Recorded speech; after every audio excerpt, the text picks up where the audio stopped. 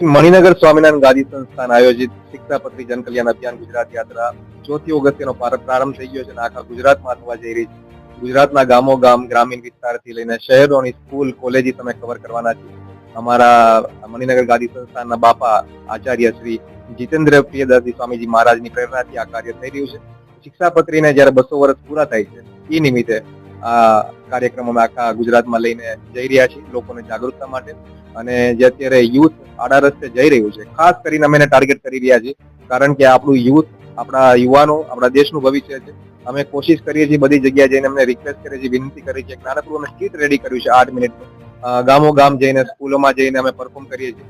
અને જેટલી પણ જગ્યા ગયા છે લોકોનો ખૂબ સારો પ્રતિસાદ મળી રહ્યો છે અને લોકો પ્રતિજ્ઞા લઈ રહ્યા છે કે અમે ક્યારેય પણ વ્યસન નહીં કરીએ, ખરાબ આચરણ નહીં કરીએ, ખરાબ સંગત નહીં કરીએ અને કોઈ પણ ઓનલાઈન ગેમિંગ સટ્ટાનો અમે ભોગ નહીં બનીએ. તો અમારો પ્રયાસ અમને એવું લાગે છે અમે જે અત્યારે કરી રહ્યા છીએ એ લોકો આવકારી રહ્યા છે અને આઈ હોપ જે લોકો વ્યસન કરે છે એ લોકો આમાંથી જલ્દી છૂટી જાય.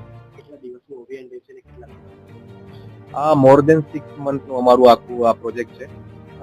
એવું નથી કે 6 મહિનામાં આખું ગુજરાત કવર થઈ જાય, પણ અમારી કોશિશ છે કે જેટલા અમે શહેરો અમે ટાર્ગેટ કર્યા છે, ગ્રામીણ વિસ્તારો ટાર્ગેટ કર્યા છે, અમે ત્યાં સુધી પહોંચીએ. અને જે રીતે અત્યારે જઈ રહ્યું છે અમે દિવસે લગભગ 5 થી 6 સ્કૂલ, કોલેજીસ કવર કરી રહ્યા છીએ અને જાન્યુઆરી મિડ સુધી આ ચાલશે. પ્રસંગ એવો બન્યા છે જયારે અમે સ્કૂલમાંથી, કોલેજીસમાંથી નીકળતો હોય ત્યારે ઘણા બધા યુવાનો મારી પાસે આવે છે, કારણ કે એ ક્યારેય સ્કૂલના ટીચર સામે, પ્રિન્સિપલ સામે ના બોલી શકતા હોય, એટલે મારી પાસે આવીને કહે છે કે સર, હું થોડુંક મને વ્યસનની લત છે, હું સ્મોક કરું છું, પણ હવે તમે આજે આ ડ્રામા જોઈને અમે તમને વિશ્વાસ અપાઈએ છીએ, વચન આપીએ છીએ કે અમે નહીં કરીએ. બસ અમારા માટે એ સફળતા છે.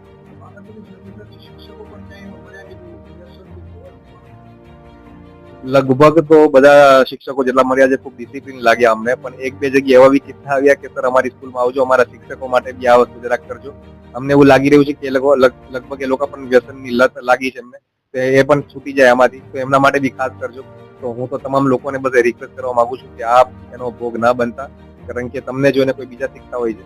અને અમે તો હંમેશા બધાને એ જ કહીએ છીએ કે વ્યસન કરવા વાળો માણસ ખરાબ નથી હોતો, એને ખરાબ નજરથી ના જોવો. એમને એક ખરાબ આદત પડી ગઈ છે, ખરાબ લત લાગી ગઈ છે. આપણે સૌને વિનંતી કરવાની છે કે તમે વ્યસન છોડી દો અને બસ આમાંથી નીકળી જાઓ.